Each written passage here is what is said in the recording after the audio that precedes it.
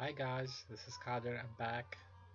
Last week we all managed to figure out how to build a box. We all built a box and our box was accurate, it was straight, it was not crooked, it had very accurate dimensions. My box was 4 feet by 1 foot 6 by 2 feet. So I have dimensions on it. So what can I do with this box?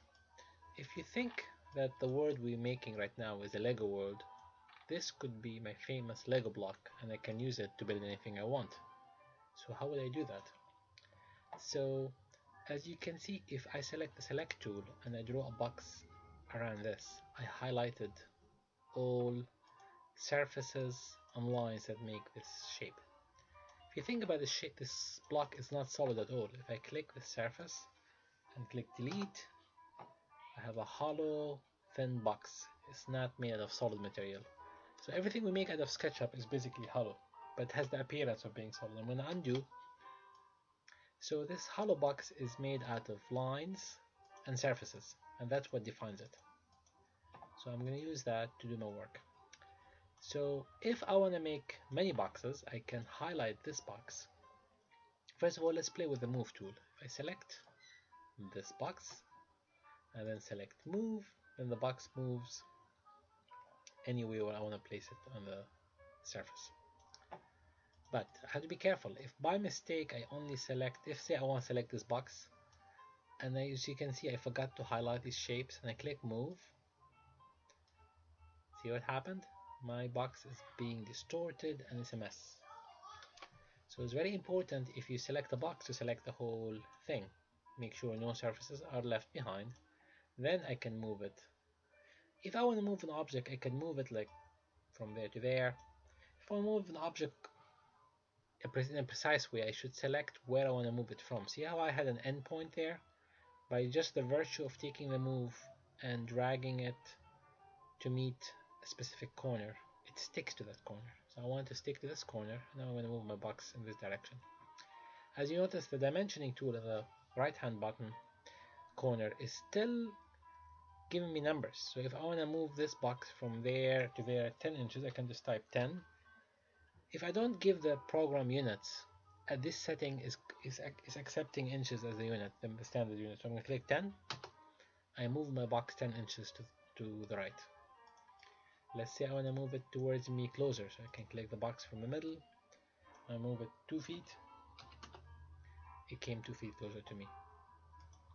So moving is really an important tool in SketchUp. What's nice about move, it does two functions. It does move and does copy. So if I click move and click on my keyboard and press on control, it'll make a copy out of the shape I wanted. So I have two options. I could highlight the shape, go to edit, copy, go edit, paste, and I have another shape. But this way I'm not controlling where the other shape would land.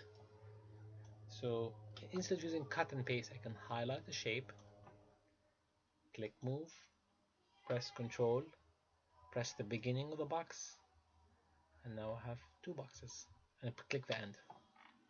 I can repeat. So as you can see, I'm building a beginning of a brick wall. But if I want to make a brick wall, I also want to have upper level. So I want to copy all of these guys as a group, as a bunch of surfaces and lines, and press control again. You know when they build a brick wall, they usually center the upper line of bricks on the center line of the lower row of bricks. This is how walls are made, like this. But then somebody say, oh, I want to move this brick out of the way and have a hole there. So I'm going to highlight this and I'm going to move it out of the way. Oh, I cannot do that. Do you see what's going on? It got stuck. All these lines. So I will show you something. What's great about SketchUp is you have this thing called styles. See these boxes there that they have styles? They give me different ways of displaying my objects. If I click wireframe,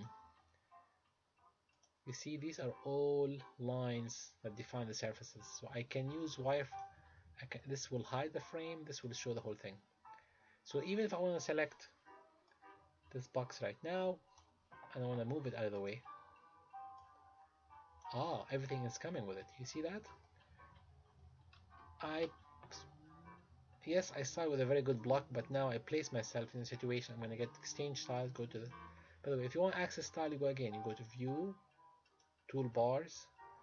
I'm going to scroll and access style. See how it disappears? And now the styles are back there. Disappears. So, this method of working is problematic. So I'm going to undo, and I'm going to show you a trick that's very helpful for a situation like this. If you highlight this box and go to edit, make group, see how the box now has a frame around it? I can't access surfaces. I only can access the edge box, bounding box around the box. So this box is basically glued, it's locked in. So if I copy this 3 times and copy this once and twice, now look what happens if I select this box and say I want to move it. The box comes by itself. It does not. It didn't stick to the surfaces around it. So making groups is an important skill. You will not be able to build very complex objects if you don't have groups. So you can make a group out of anything. So if I make a shape like this and highlight it, the shortcut for making groups, if I click the mouse on top of the icon and right click on top of the surface, I have an option to make group. So now I made a group out of this and I want to give it height. So I'm going to try to click the height. Do you see this red? You cannot do it because you cannot edit a group unless you go in it. So the way to enter a group, if you double click on it, see now I have a bounding box and everything is gray except this surface is good. Now I can make this 4 inches. So once you make a group, you can edit it, but you have to double click on it, like click twice. It opens. Now I can manipulate the group and make it higher, longer, shorter, whatever I need to do. But I have to be inside the group. If I'm outside it right now, I cannot do anything with it. I have to double click on it. See how it opens? Everything is gray. Now I can play with my group. So that's a very important lesson. Make sure you understand what's a group and make sure your groups are locked. And to edit a group, just double click on it. Now it's available for me to click on each surface. But without, if I click it once, it's locked. So now I want to make a copy of this group. So I'm going to click move, select the object. I'm going to click control from there to there. So I made 1 copy. I can make 3 copies, 4 copies. Now if I want to build this wall higher, I can control this. I'm snapping to midpoints, which is what the program wants to do, and that's okay with me. Now I can, if I press the control, I'm clicking, it keeps adding. So I'm going to move this from there to there. Now I have a wall of 3 rows. Let's say I want to make this piece of this block. I'm going to copy it from there to there. I decide that this is too long, I want it shorter. So how do I edit this? I double click on this wall. Now the push pull is active. I select the surface and start pushing it. Look what happens when I hover over the end of the previous block. This message says on face outside active. So it's aligning my surface with the surface of the face that's active. So I can edit my groups after the fact. I'm going to go zoom in and do the same thing with this block. Double click, push pull, select the surface, and I have myself a wall.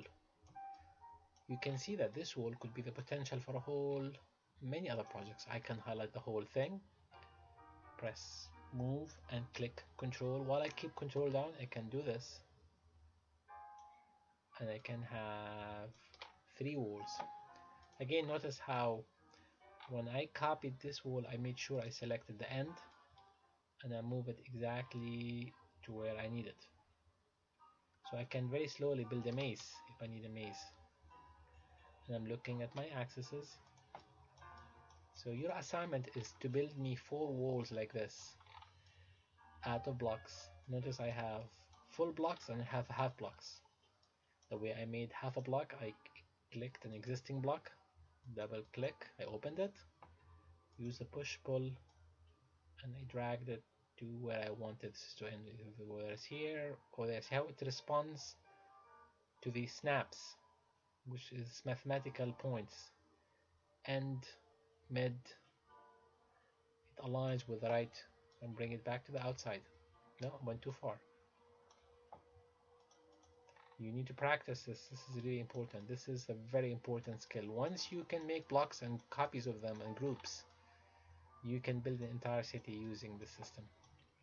Please practice this and email me your files with 4 walls built just like these walls. I want to see the end piece developed. I want the straight ones and everything aligned. I want to double. I will inspect your work. I want to make sure each item, as you can see, is a group. If it's not a group, it's not going to work for future projects. Best of luck and thank you.